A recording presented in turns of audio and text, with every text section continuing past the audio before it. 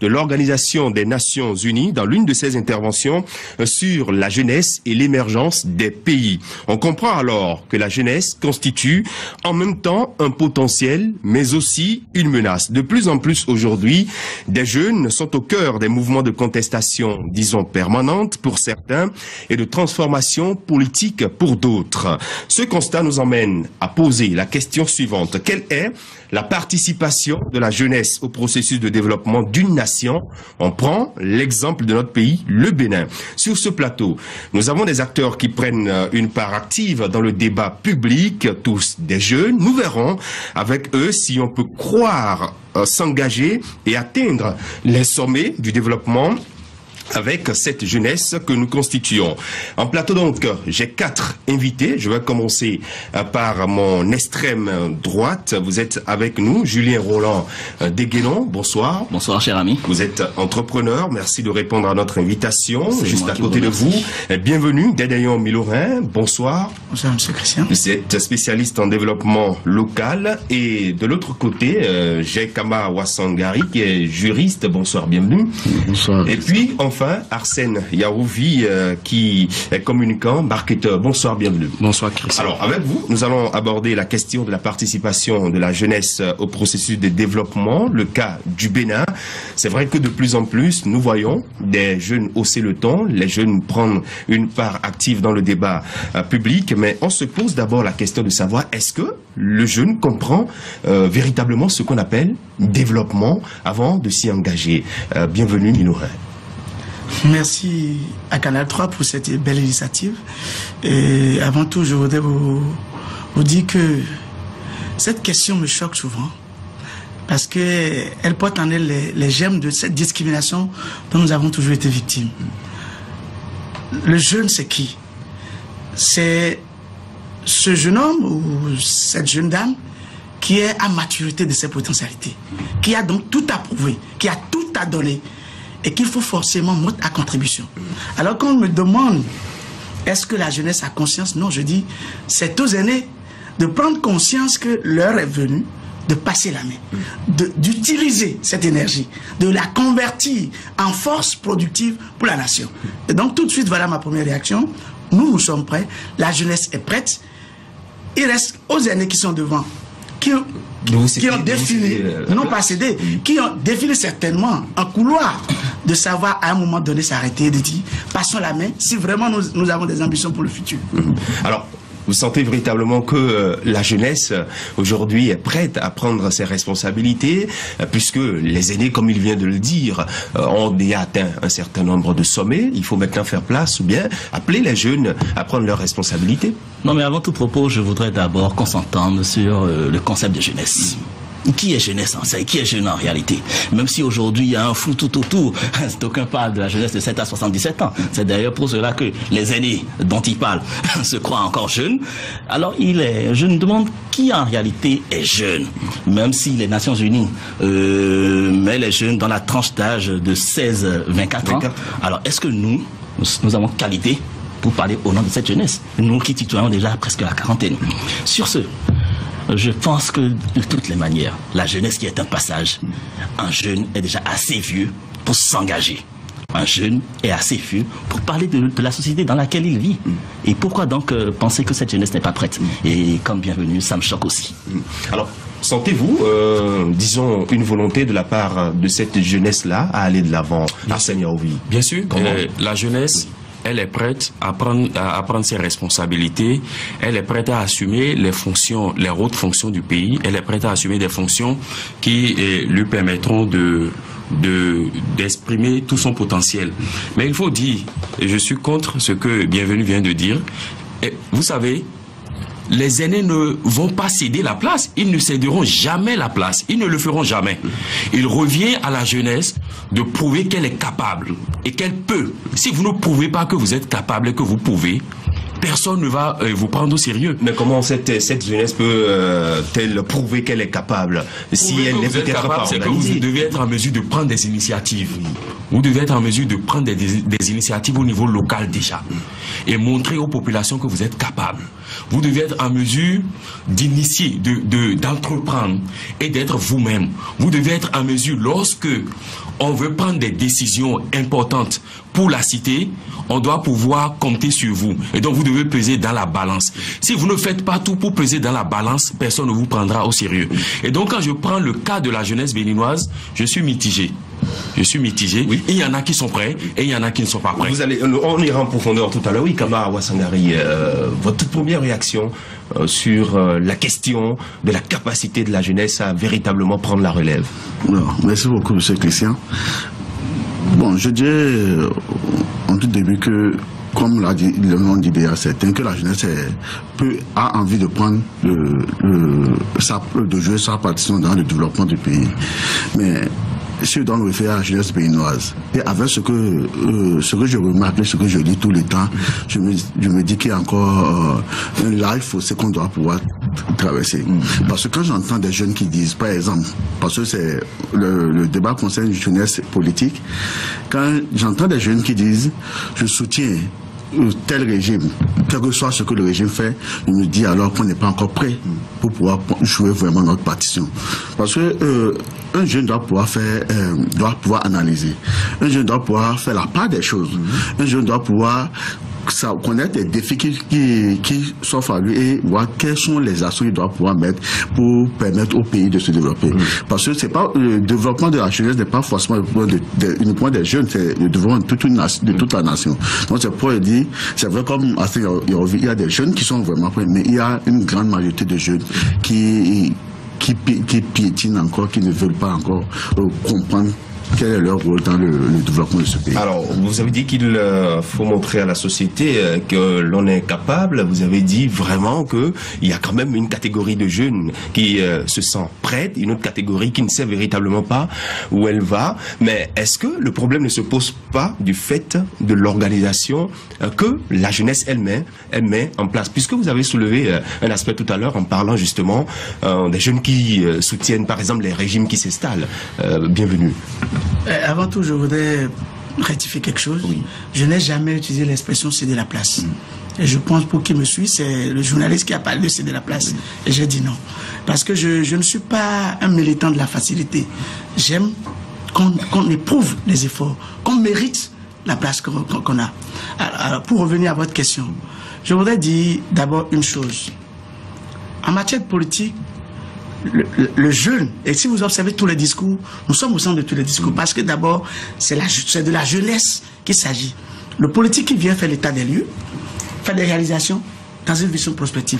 Et dans ces trois étapes, c'est-à-dire l'état des lieux, le passé, la réalisation, le présent, le futur, il y a une couche qui est transversale, c'est cette jeunesse, qui est appelée, autour de laquelle on doit bâtir, et d'accord, une vision, construire un avenir. Et donc, je me dis, forcément, nous avons faussé quelque part. Et ça m'amène à attaquer le système éducatif. Oui. D'accord? Je suis contre ces discours qui disent la jeunesse doit prouver, la jeunesse... Non, non, non. C'est des arguments fallacieux, faciles pour toujours ne pas nous reconnaître nos mérites. Parce que ceux qui sont là ont prouvé quoi depuis 1960? Ils n'ont jamais rien prouvé. Mais cette jeunesse qui prouve aujourd'hui, qu'est-ce qu'on fait pour le montrer, pour le reconnaître ses compétences? Est-ce que c'est pas un héritage, en tout cas une transmission de père en fils, ce que nous observons, puisque vous avez dit que personnellement, j'ai pris ça comme un complot. Oui. Personnellement, je pense ça comme un complot des aînés qui, à chaque événement ou à chaque cycle, parce que je trouve qu'on peut répartir l'histoire du Bénin en 3 cycles, de 25 ans en 25 ans, et je pense que c'est les mêmes acteurs qui, en fin de cycle, trouvent toujours la possibilité de se recycler pour maintenir la jeunesse dans sa léthargie. On peut rentrer en profondeur, mais je dis, lorsque nous revenons en 90 simplement, qui sont ceux qui sont devenus les démocrates? C'est les plus grands révolutionnaires d'hier. D'accord? Et aussi vous tournez à chaque régime, lorsque la jeunesse se bat pour instaurer un pouvoir dit de la jeunesse, c'est-à-dire qu'il y a toujours les mêmes acteurs qui se trouvent... Et qui s'accaparent de cette victoire de la jeunesse. Donc, est-ce que c'est pas alors là une nouvelle organisation de la jeunesse? La jeunesse... elle est manipulée. Non, je ne parlerai pas d'organisation de la jeunesse, mais je parlerai peut-être d'abord une prise de conscience de la jeunesse elle-même, qui doit savoir identifier ses ennemis dans la République. Il doit pouvoir identifier ceux qui travaillent quotidiennement à la maintenir là, à jouer le rôle d'arrière-plan et qui n'ont aucun intérêt à ce que la jeunesse émerge. Oui, Arsène. Bienvenue, vous savez. La jeunesse qui prouve qu'elle est capable d'assumer des responsabilités, je pense qu'il y en a qui sont récompensés. Il y a des jeunes qui sont récompensés quand on sent qu'ils ont la capacité, les facultés qu'il faut pour diriger et pour diriger la cité ou pour occuper des fonctions données. Je cite souvent des exemples. Dites-moi, en 2008, Saturné Agosowa a été élu maire de la commune de Tofo à 28 ans. Il était le plus jeune du conseil communal, mais il a été élu maire. Il venait à peine de finir et d'obtenir sa licence. Il a été élu maire de Tofo. C'était un mérite. C'est parce qu'il a mérité. Les gens ont dit qu'il fut un militant. C'était le parti Fosclé, bien sûr. En 2015, quand Ignace a été élu maire de Kopargo à 32 ans, c'est le plus jeune du conseil communal de Kopargo. Mais il a été élu maire de Kopargo. Quand Noumbida a été élu en 2011 à 28 ans, député à Djougou, alors suppléant, et puis après il a siégé, quand le ministre Djemba a démissionné, les gens m'ont dit que c'est parce que Noumbida à Djougou prenait des initiatives, parce qu'il faisait beaucoup de choses qui ont amené ceux qui devraient faire le positionnement dans le temps à dire ce jeune-là, il faut le positionner, si vous le positionnez, les jeunes de la commune, de cette circonscription électorale vont le porter. Et effectivement, ça n'a pas raté, ça a marché. Il y a beaucoup d'exemples, c'est pour dire que je ne suis pas pour la logique qui dit que les gens doivent partir, il faut que les jeunes eux-mêmes prouvent que quand on leur fait confiance, ils peuvent assumer, ils peuvent mériter la confiance des aînés.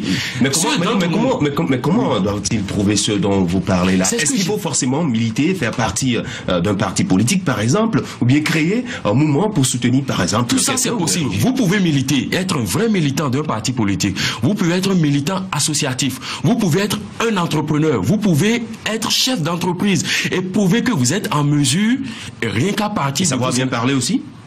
Pas forcément. Oui. Les grands hommes politiques du Bénin ne sont pas forcément les plus éloquents de ce pays. Savoir poser les actes qu'il faut au moment où il le faut et de façon désintéressée.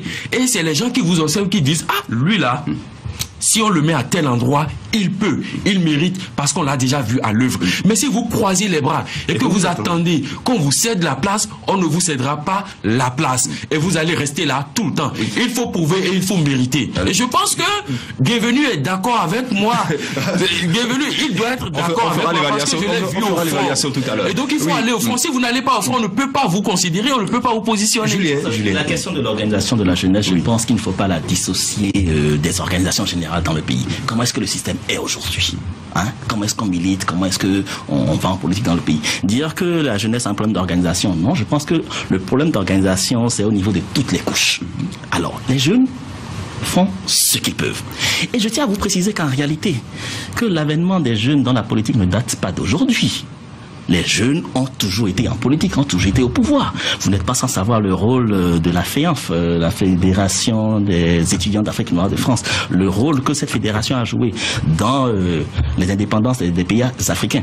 Donc je pense qu'en réalité, il y a peut-être l'effet réseaux sociaux aujourd'hui qui amplifie et qui fait que voilà, on voit plus de jeunes actifs qui en réalité sont seulement cachés derrière le clavier. Des web activistes qui ne sont pas de réels militants. Ça, tout ce qu'ils ont entrepris, c'est d'avoir une page Facebook et de dire ce qu'ils pensent. Sinon, en réalité, militer, c'est travailler au sein de sa société. Et je pense que c'est pour ça que, même si dans les forats, je ne suis pas tout à fait d'accord avec les points de vue de Arsène Yaovi, pour le moment, je le soutiens. En réalité, le jeune, je l'ai dit en début d'émission, que le jeune est déjà trop vieux pour s'engager. Et donc, peu importe là où vous êtes, vous devez travailler à montrer que vous existez. Justement, vous travaillez pour montrer que vous existez, mais si, entre-temps, votre travail ne vous permet pas d'intégrer l'essai qu'il faut, que faudra-t-il faire alors?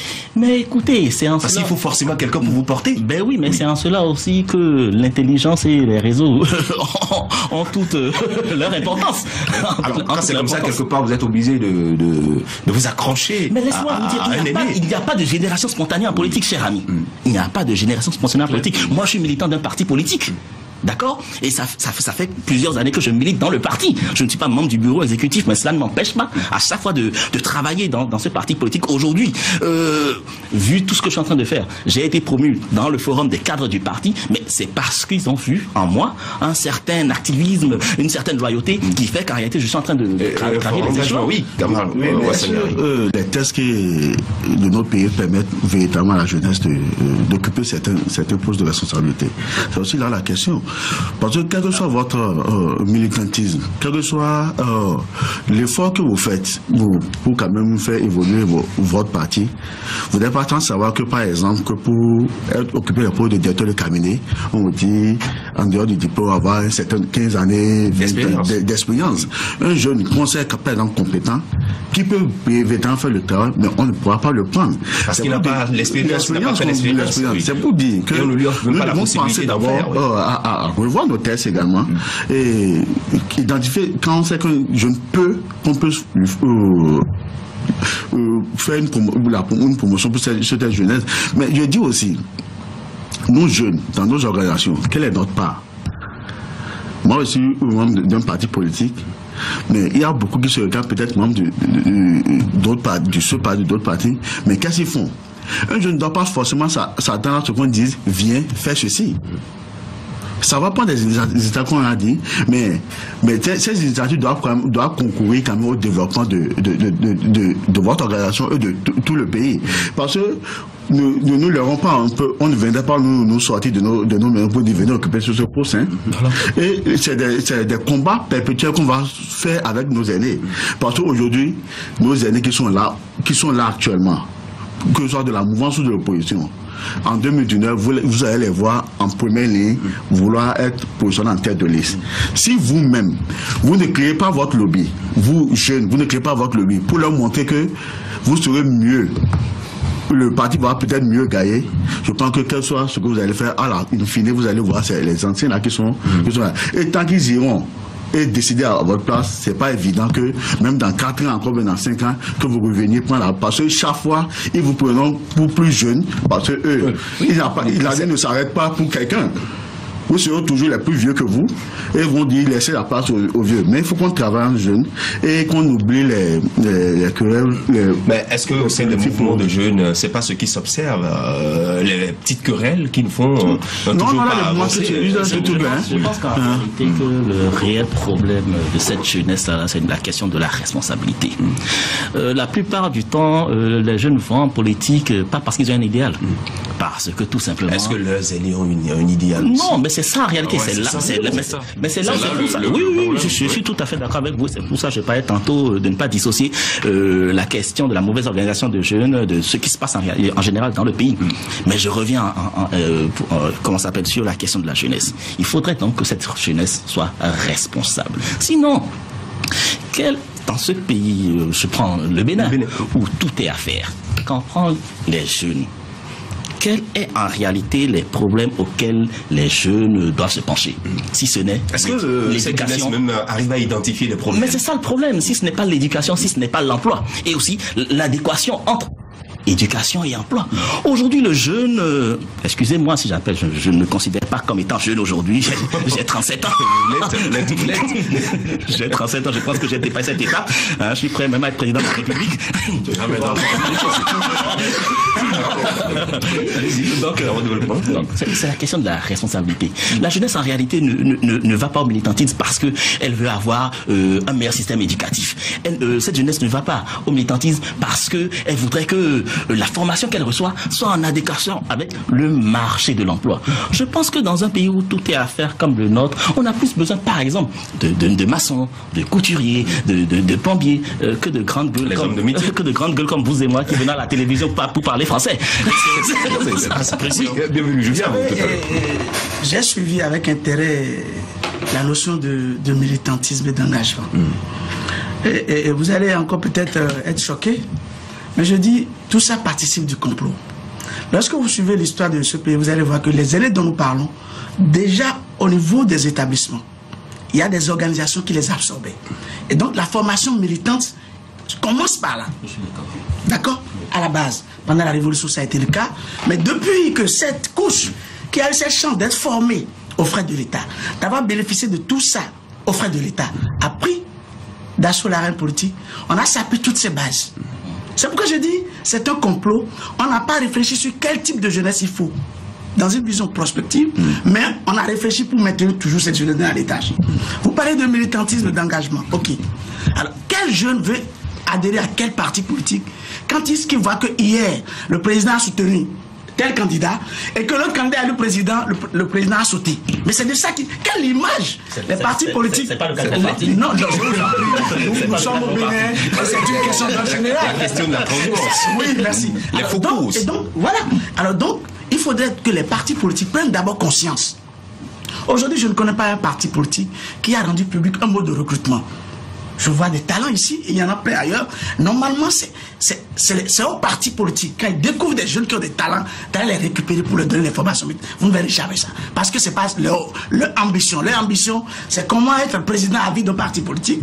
Comment tout faire pour que l'hégémonie familiale soit maintenue. Et c'est de ça qu'il s'agit. C'est le vrai diagnostic. Donc, vous ne pouvez pas inviter la jeunesse au militantisme tant que nous n'avons pas balisé ce terrain. Et voilà un peu mon apport. Il n'y a pas que le militantisme politique pour révéler les facultés, les qualités de la jeunesse. Nous parlons de jeunesse. Il y a le militantisme politique, oui, et je dis qu'il n'y a pas que ça. Il y a le militantisme associatif. Exactement. Voilà les deux types de militantisme qui conviennent à la jeunesse. Et j'ai dit que les jeunes peuvent eux aussi créer leur propre entreprise et prouver qu'ils sont capables. Christian, ne nous leurrons pas. La jeunesse béninoise, elle est capable.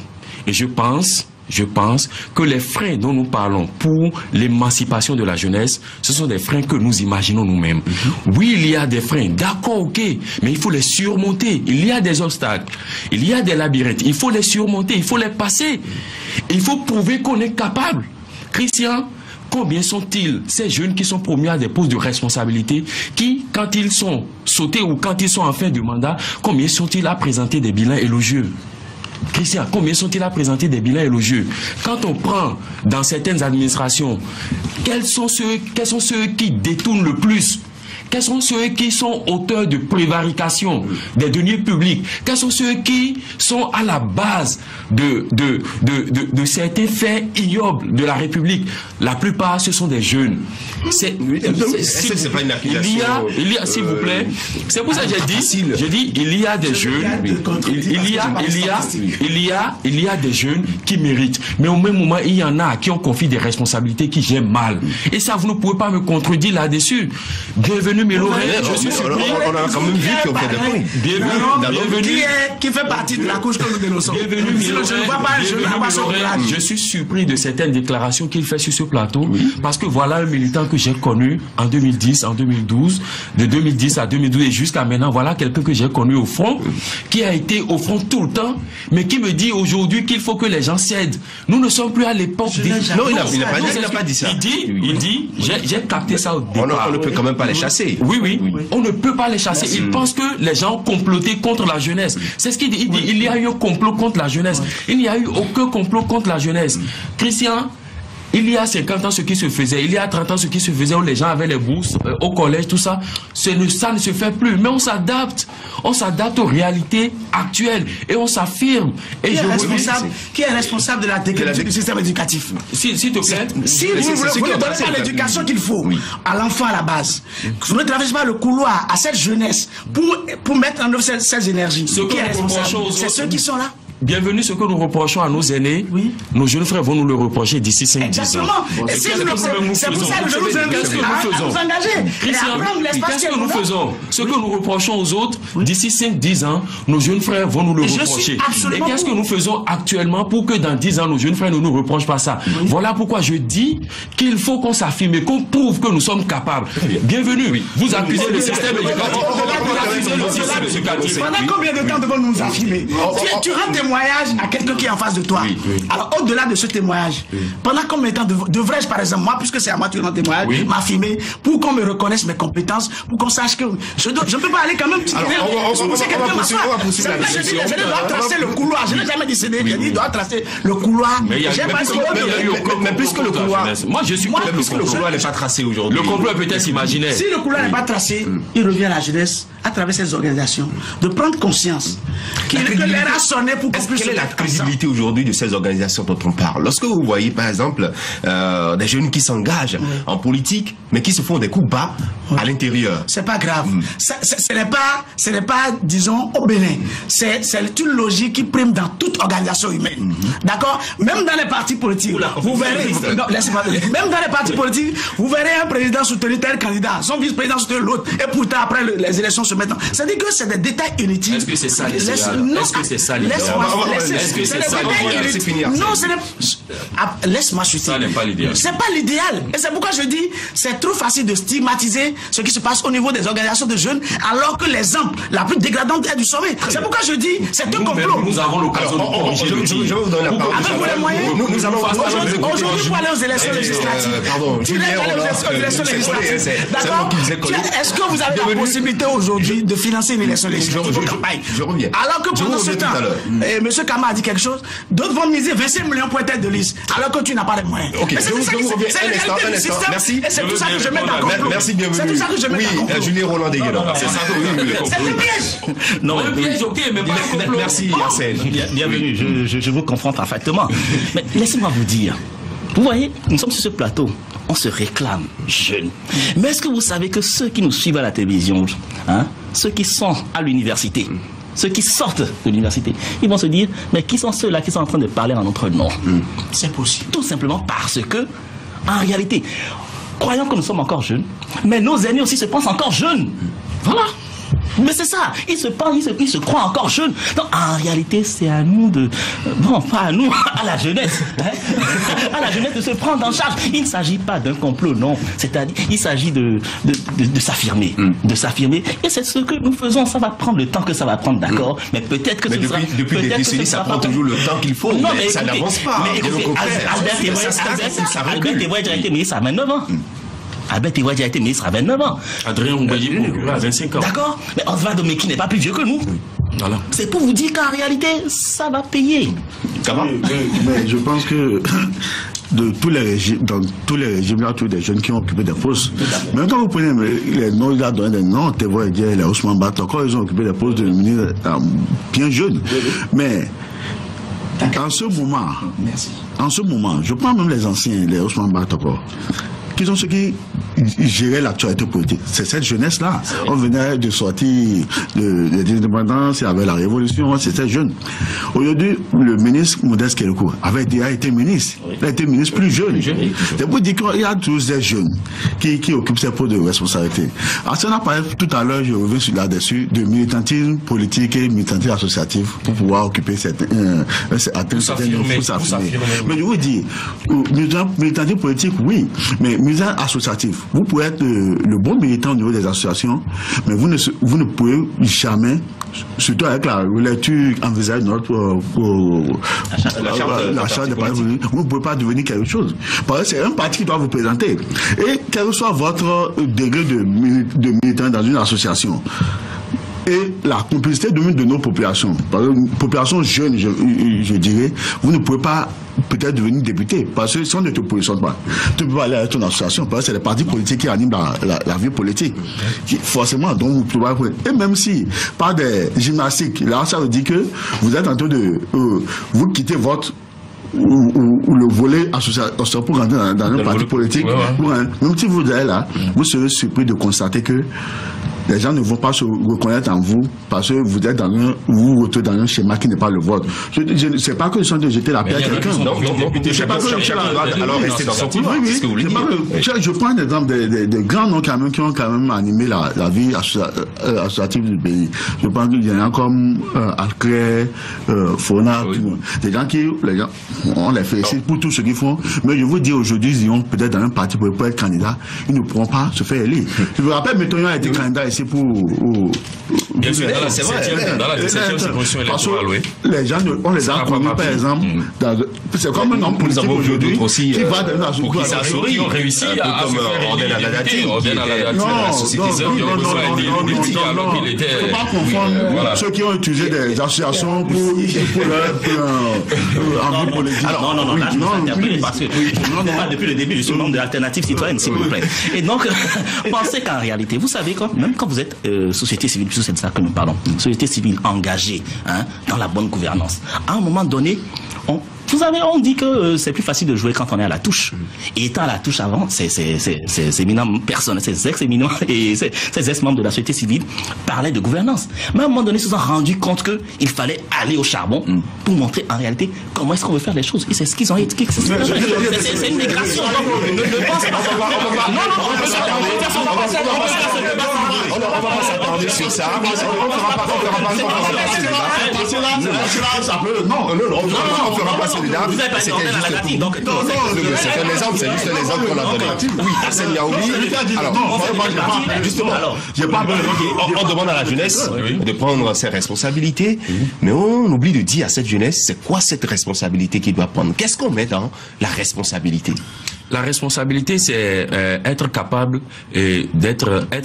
d'assumer les fonctions que l'on vous confie, être capable de prendre des initiatives. Lorsque vous n'avez pas cette capacité, quand vous confie cette fonction, vous pouvez décliner l'offre tout de suite. Décliner l'offre? Non, pas du tout. Pourquoi décliner l'offre? Il faut apprendre au quotidien. Donc, prendre ses responsabilités, c'est jouer le rôle qui est le vôtre. Vous êtes la frange la plus importante de la population. Vous êtes une énergie. Vous devez pouvoir mettre cette énergie au service de la population, au service du pays. Et donc, prendre vos responsabilités, c'est que n'attendez pas que l'on vous appelle pour occuper des fonctions. Posez des actes pour forcer la main à ceux qui doivent vous appeler. Posez des actes pour prouver aux populations que vous pouvez, à un moment donné, si on vous confie des responsabilités, eh bien que vous pouvez les assumer dignement et que vous pouvez présenter à la fin d'un mandat un résultat, un bilan élogieux. C'est surtout ça. Et je dis, et je le répète, Bienvenue peut ne pas être d'accord avec moi sur le plateau. En dehors du plateau, on va s'entendre. Je dis ici, je dis ici qu'il n'y a aucun complot contre la jeunesse. Il n'y a aucun complot contre la jeunesse si ce n'est un complot imaginaire. Ce que je pense est que, effectivement, sur notre chemin, il y a des obstacles. Il y a des labyrinthes, je l'ai dit tout à l'heure, c'est des redites. Il nous faut les surmonter. Pour les surmonter, on n'a pas besoin de beaucoup d'argent, d'une baguette magique. Pour les surmonter, il faut travailler. Christian, il faut travailler pour mériter. Il faut travailler dans sa cité. Et j'ai cité des exemples ici.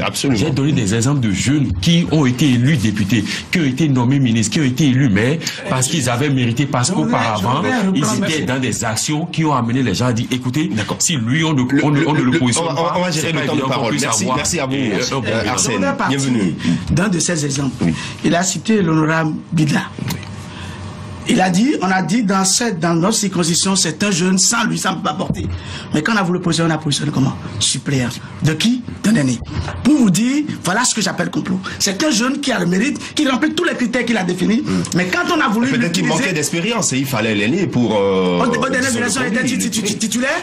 Je ne sais pas. Au dernier élection, il était titulaire? Non. Il a toujours été suppléant de la même personne. Quand vous avez 28 ans, il faut vous positionner un suppléant d'un titulaire, c'est de la chance. Oui, bien sûr. Voilà, je me méconnais dans ce discours. C'est une bonne chose. C'est une bonne chose. Je me méconnais dans ce discours. C'est une stratégie. Bienvenue. Je ne peux jamais cautionner ce discours. Non. Lorsque quelqu'un mérite, il n'y a pas besoin de faire de jeu de couloir. Vous le positionnez devant ses responsabilités. Et c'est ça, je réponds à la question. Prendre ses responsabilités revient à la jeunesse d'être là où il faut au moment opportun. Ce n'est pas dans 10 ans que vous allez prendre vos responsabilités. Mais est-ce que ce n'est pas l'aîné qui doit lui donner la chance? Pardon? Est-ce que c'est pas l'aîné qui doit lui donner la chance? C'est ce que je dis. Oui. Et on m'accuse que je dis qu'il faut céder la passe. Je ne parle pas de céder la passe, mais je dis qu'il faut reconnaître aux jeunes qui sont capables l'aptitude à convertir leur énergie en les sollicitant, en les mettant où il faut. Je sais qu'on se rencontre, au-delà du plateau, on se rencontre tous les jours. C'est un jeune compétent. Cette compétence, c'est à quoi dans la République aujourd'hui? Mais c'est de ça qu'il s'agit. Non, cette compétence, non. La compétence ne sert à rien. La République. Ça te sert, d'accord? Mais j'aurais bien aimé voir cette compétence au service de la République. Un jeune positionné comme ça, sans casquette, qui met ses compétences au service, sans qu'on le dise parce qu'il est de tel régime, mais on veut exploiter tes potentiels. C'est de ça que je parle. Je voudrais que quand on parle de jeunesse, qu'il n'y ait plus une question de camp, qu'on parle de l'aide. cette énergie qu'on doit mettre à profit au service du développement et non qu'on mette des jeunes au garage simplement parce qu'ils ont été acteurs dans tel ou tel régime. Voilà, je suis d'accord. C'est de ça que je parle. Et c'est ça la responsabilité de la jeunesse. Mettez les jeunes capables là où il faut pour leur donner la chance non seulement d'éprouver leurs compétences mais d'acquérir les expériences qu'il faut pour relever les défis de demain. Alors justement, c'est le constat qu'on fait. Lorsqu'on positionne tel ou tel jeune à des postes de responsabilité, par exemple, comme nous le souhaitons d'ailleurs, il y a des questions ou des stratégies que certaines personnes utilisent. Par exemple, l'option de la race, le pouvoir de l'argent, par exemple. Il y a également la capacité de chacun à apporter un plus la religion, l'ethnie et autres. Est-ce que au XXIe siècle, aspirant au développement de nos nations, on doit toujours continuer par jouer sur ces leviers-là? Je pense que c'est le système partisan actuel qui favorise tout cela et ce n'est pas inhérent à la jeunesse seule. Donc, vous voyez, c'est en cela d'ailleurs, un saut en politique aussi, que je salue ce travail qui est en train d'être fait, notamment la charte des partis politiques qui est en étude à l'Assemblée nationale, la réforme du système partisan qui, à mon avis, permettra quand même d'apporter plus de démocratie dans les partis politiques. Parce qu'en réalité, c'est ça nous voulons. C'est ça nous voulons, plus de démocratie. Aujourd'hui, qu'est-ce qui favorise les positionnements dont vous parlez? C'est parce que le chef du parti est un grand Manitou. C'est lui qui apporte tout le financement qu'il faut et c'est lui qui dit, ben voilà, je suis telle personne, il me sera fidèle, Christian me sera plus fidèle que Bienvenu, qui parle un peu trop et tout ça. Donc en réalité, c'est ça. Et c'est en cela que je salue d'ailleurs ce travail des députés qui est en train d'être fait, mais que j'appelle à satisfaire tous les desiderata des uns et des autres. Kamar? Bon, vous savez, comme on le dit, c'est d'abord et avant tout la formation qui doit pouvoir permettre à cette jeunesse de pouvoir grandir. Parce que, quel que soit... Ce sont ceux-là qui doivent les former? Non, tout jeune quand même doit pouvoir quand même se faire former. Par exemple, les parents nous ont envoyé à l'école, si nous devons y mettre une connaissance dedans. Je parle aussi des jeunes qui sont des plus jeunes que nous également, qui veulent demain occuper des postes de responsabilité. Parce que si vous n'êtes pas bien formé, vous ne pouvez pas venir, vous n'avez pas le bagage qui vous permet de dire je veux occuper. Mais est-ce que vous pensez que ce terrain propice à la formation, à une formation de qualité, non, lorsque vous savez, on dit souvent que ce sont les aînés qui ont tracé le chemin, et c'est ce chemin que nous suivons. Vous savez, tout le monde ne prend pas par les couloirs pour évoluer. Tout à l'heure, Bienvenu s'est présenté, il est responsable de développement local, il y a le communicant qui est là. Et quand vous les voyez intervenir sur le plan, sur les plans, vous savez qu'effectivement, ils maîtrisent leur sujet. Mais c'est pas évident. Je ne dis pas que vous ne serez pas promu, hein, mais c'est pas évident que les aider veulent de ces gens de ces personnes. Parce que ça, il y a qui pourront dire non. Vous savez, il y a beaucoup de gens qui ont occupé des postes de responsabilité, mais qui ne sont pas prostitués comme certains. Mais eux, vous n'allez pas entendre parler d'eux peut-être à un niveau plus élevé, parce que très tôt, ces aînés, avec la complicité de certains jeunes, vont tout faire pour les dégager. Parce qu'on se dit qu'ils ne répondent pas à l'aspiration que ces anciens veulent nous. Et c'est là où naît le complot, qu'on le veuille ou pas. Mais ce complot-là, c'est vrai que nous, jeunes, nous sommes complices également. Parce qu'on a aidé, on aide tout le temps les aînés à nous blâmer, tout simplement parce qu'on veut être bien placé ici. Et on ne continue qu'à servir ces aînés. Et de ces cas, nous, qu'on le veuille pas, nous sommes dehors pourris. Je le dis. C'est la jeunesse qui est là. Une génération sacrifiée. Une génération sacrifiée, nous qui sommes là. Nous avons l'état de nos aînés. Mais comment faire pour que ceux qui viennent ne puissent pas prendre l'état que nous on a copié au niveau des aînés? C'est là la réflexion. Est-ce que vous sentez quand même que quelque chose est en train d'être changé dans le quotidien, dans nos habitudes, dans nos manières de faire? Nous, cette génération, sacrifiée. Oui, il y a certains, mais une minorité, pas un grand nombre qui essaie de faire changer les choses. Et c'est d'ailleurs heureux que je remarque dans pratiquement tous les partis politiques qui ont fait tout récemment leur congrès et autres, hein, beaucoup mettent la formation militante dans leur programme maintenant. Si effectivement ce volet-là peut être mis en application, que derrière les jeunes puissent être formés dans le militantisme, pour que les jeunes commencent à respecter le bien commun, et et ne pas suivre les mêmes cheminements que les anciens, même si c'est ces anciens qui vont les former. Il faudrait quand même qu'on puisse comprendre, penser d'abord au développement du pays. C'est à ce seul dessin qu'on pourra quand même faire les choses. Moi, j'ai un petit problème par rapport à tout ce que nous disons. D'accord? Vous voyez, on est en train de se plaindre, voilà, la jeunesse n'accède pas au pouvoir et tout cela. Nous, autant que nous sommes, on aspire à cela. D'accord? Peut-être que moi, je serai un poste de responsabilité à 40 ans. Peut-être. D'accord? Et je vais me dire, voilà, c'est maintenant que j'ai commencé. Maintenant, j'ai commencé. À 40 ans, celui qui est derrière moi, il va se dire, ah, lui, il est vieux. Alors que moi, je viens de commencer, je me dis, il faudrait que je reste 10, 15, 20 ans. C'est en réalité ce qui est en train de se passer. Est-ce que vous pensez que nous qui sommes sur ce plateau-là, une fois, comment ça s'appelle, en situation de responsabilité, nous allons tirer ces jeunes-là qui sont derrière nous. C'est pour cela qu'il faut travailler c'est la question que... Ben voilà, je suis d'accord. Donc c'est trop facile de primer ceux qui sont devant nous. Si nous-mêmes, nous ne travaillons pas déjà à tirer nos jeunes qui sortent d'université à être dans le mouvement. Donc le mot complot pour moi, je me dis, c'est un peu trop fort. On va se retrouver peut-être demain, à être acteur de ce complot-là contre les autres. Vous savez, il faut accepter les diagnostics qui choquent et qui sont profonds. Il ne faut pas faire des diagnostics superficiels. Nous avons un parcours. Inspirez-vous du parcours et dites-moi si effectivement au Bénin il y a un système qui promeut réellement la jeunesse. C'est non.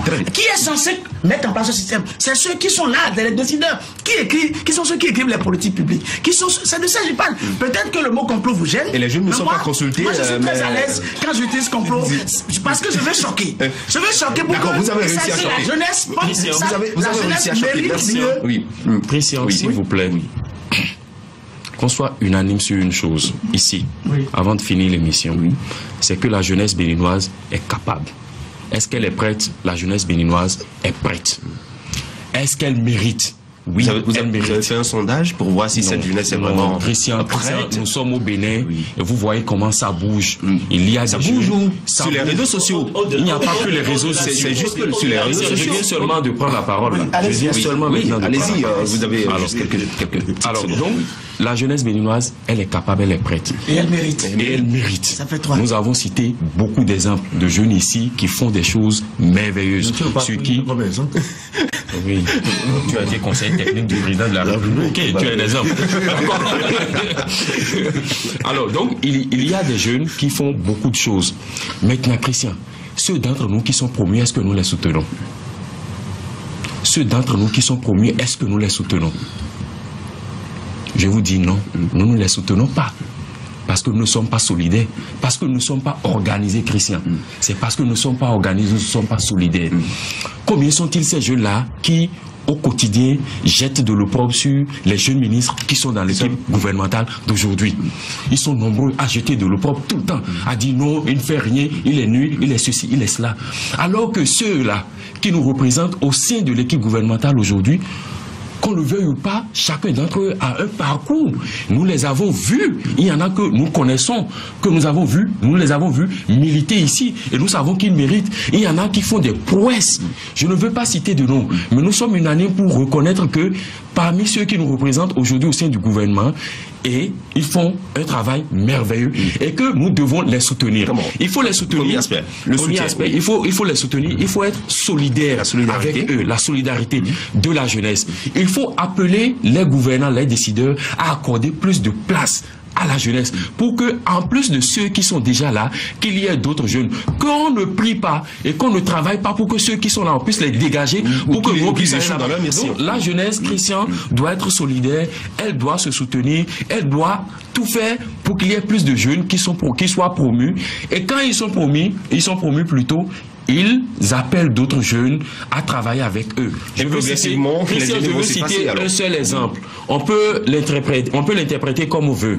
Mais je voudrais saluer le travail que fait Oswald Omiki. Voilà un jeune. Il fait notre fierté. Très bien. Je ne suis pas de son ministère, je ne suis pas son ami. Mais je peux dire que voilà quelqu'un qui est ministre pour vous, à son âge, qui a nommé, regardez tous ceux que Oswald, par exemple, a nommé à des postes de responsabilité dans son ministère. Dans le lot, ça fait que des 2% de jeunes. Et ça, il faut l'encourager. Et il faut le soutenir. Merci, Kaba. Merci à vous, Arsène. Oui. C'est de ça qu'il s'agit. Il n'est pas le seul gouvernement. Il est seul à faire ce que Vous dites, c'est de ça que je parle. C'est-à-dire que militons donc plus pour prendre d'assaut. Mais justement, à côté, parce qu'il a posé le problème du soutien, combien sont ces jeunes qui apportent leur soutien à ces jeunes-là qui ont eu la chance d'être à des postes de responsabilité aujourd'hui? Lorsque vous lisez par exemple les réseaux sociaux, mais vous êtes déçus de ce que vous lisez sur les personnalités de la République. Est-ce qu'il ne faudrait pas travailler à une prise de conscience, montrer aux jeunes qui jettent de l'opprobre sur leurs semblables, qu'en le faisant, eux-mêmes ils se barrent la voie? Je suis absolument d'accord. C'est pour ça d'ailleurs que moi je voulais commencer par dire il faut une prise de conscience collective au niveau de la jeunesse. C'est d'abord ça, avant de parler de soutien. Que la jeunesse sache que oui, l'heure a sonné pour que d'abord on puisse nous entendre sur le minimum. Qu'on sache que oui, nous sommes prêts, mais au-delà d'être prêts, il faut qu'on s'organise pour prendre d'assaut la règle. C'est-à-dire que personne... Vous avez les moyens? Oui, les moyens d'abord c'est la volonté, c'est la prise de conscience. Lorsque vous êtes conscient que oui, l'heure a sonné pour nous de prendre notre place dans la République, parce que, regardez, je parle juste un petit exemple, les réseaux sociaux. Vous voyez tous les hommes politiques qui ont pris d'assaut les réseaux sociaux à partir de 2016, de quoi? 2015. Derrière tous les claviers, c'est des jeunes. Alors, c'est notre ère. Est-ce qu'ils écrivent à leur place? Faites temps. Et donc, c'est un exemple, c'est notre époque. Pourquoi alors nous gérons notre époque par procuration? C'est pas possible. Et donc, je dis, oui, ce que Ozad Meki fait, c'est très bien. Mais s'il y avait 1, 2, 3, 5 Ozad Meki, je ne serais pas en train de tenir le même discours sur ce plateau. Ils sont dans le gouvernement. J'ai dit un qui fait comme lui. Vous avez parlé, par exemple, des points seulement 80% de... On peut dire que donc le complot aussi, c'est le complot de la jeunesse contre la jeunesse. Merci, voilà, c'est ça. On est d'accord. C'est ça, bienvenue. C'est ça, bienvenue. Quand c'est jeunesse contre la jeunesse, vous aimez le mot complot. Vous voyez, vous êtes dans l'autoflagellation. Moi, je suis venu ici, pas pour flageller la jeunesse, parce que je pense qu'il y a une certaine jeunesse. Non, mais il y a une réalité, il y a une réalité qu'on ne peut pas voiler. Oui, je suis d'accord. Mais je dis toujours une chose, cette réalité, ce qu'on reproche à cette jeunesse n'est qu'un héritage. D'accord? Il faudrait que cette jeunesse, ou tout au moins cette bonne partie de la jeunesse qu'on peut identifier et valoriser, plus venir pour que les choses changent progressivement. Oui. On ne peut pas parler du revers de la main, de tradition. Si ce qui est là est mauvais, laissez les bons émerger et vous verrez. Merci. Je pense fondamentalement que le réel problème, c'est la question de la formation. Je suis d'accord. La formation de cette jeunesse. Et je salue d'ailleurs ce qui se passe, permettez que je prêche pour ma paroisse, ce qui se passe au sein de notre parti politique, où périodiquement les jeunes sont réunis autour des modules de formation, que ce soit de la gestion, l'administration, même le militantisme. Et c'est ça qui permettra d'ailleurs à cette jeunesse. Il y a combien de jeunes de Alternatives Citoyennes qui sont promus depuis bientôt 2 ans? Mais c'est ça en réalité. Pourquoi faisons-nous de la politique? Est-ce que c'est forcément pour accéder à des postes de responsabilité? Il faut promouvoir la jeunesse. Je ne dis pas non. Promouvoir la jeunesse. Écoutez bien ce que je dis. Tout le monde ne sera pas promu. Mais quand vous faites la politique, c'est d'abord pour agir directement sur la société, que ce soit dans votre environnement et tout. Et c'est un processus.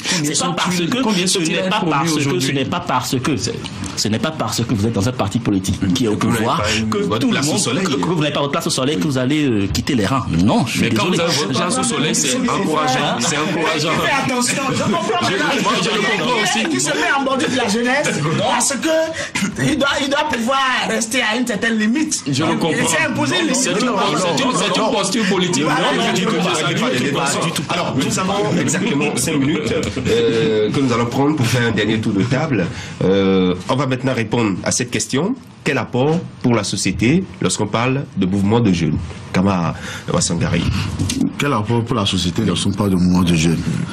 Bon, c'est vrai qu'il faut reconnaître que je dois répondre en fonction de l'expérience que j'ai eue que j'ai connue durant mon parcours. Parce que l'apport de la jeunesse, c'est d'abord, comme je vais revenir toujours sur ça, c'est de tout faire pour avoir une jeunesse bien éduquée. Une jeunesse bien éduquée peut sortir des travers qu'offre la politique actuellement. Une jeunesse bien éduquée permettra quand même de voir ceux qui nous suivent et de mieux les éduquer également pour que demain le pays puisse changer. Vous voyez, nous maintenant pas dans cette jeunesse qui veut forcément occuper tous les postes de responsabilité. Dans l'administration, les postes politiques et autres. Non. Mais mettons, prenons en compte cette jeunesse qui veut quand même apporter un plus dans le développement du pays. Du point où il se trouve. C'est vrai que encore quelques secondes. Oui, c'est politique politique et développement.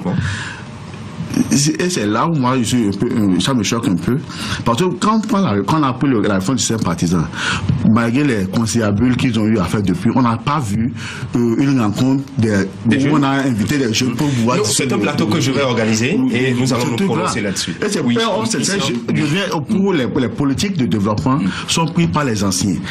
Or, si vous n'occupez pas vous jeunes, ces positions également, vous ne pouvez pas participer. J'aurai l'occasion de vous inviter pour vous prononcer également sur ces questions-là. Je voudrais, Christian, saluer la jeunesse consciente du Bénin. Il faut qu'elle continue dans ce chemin. Il y a une jeunesse non consciente? Vous le savez très bien. Je voudrais saluer la jeunesse engagée de mon pays. Il y a une jeunesse engagée. Il y a une jeunesse qui veut que les lignes bougent. Et elle travaille à cela au quotidien. Je voudrais saluer cette jeunesse-là. Merci beaucoup. Je voudrais saluer cette jeunesse-là et lui demander de continuer sur ce chemin-là. Je sais que nous réussirons. Que nous gagnerons un message à ceux que nous appelons les aînés? Un message? Les aînés qui continuent à nous encadrer. Moi, j'estime qu'ils ne sont pas pour nous un frein.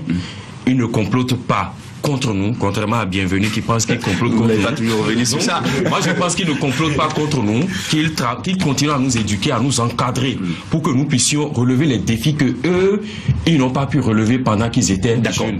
Je voudrais, pour finir, dire, Christian, l'apport de la jeunesse et dans la société et dans le développement d'un pays, c'est que quand vous êtes un maçon, faites tout pour être le meilleur des maçons. Vous êtes menuisier, faites tout pour être le meilleur. Vous êtes mécanicien, faites tout pour être le meilleur. Quand vous êtes positionné à un poste de responsabilité, faites tout pour qu'à la fin, et bien que vous puissiez présenter un bilan élogieux et qu'on ait envie de vous confier des responsabilités plus grandes. Faites tout pour être digne de votre société, de vos parents. Faites tout pour être digne de votre couche sociale. Voilà ce que je pense que la jeunesse doit faire. Merci beaucoup. Et ce qui peut être son apport dans le développement d'une société.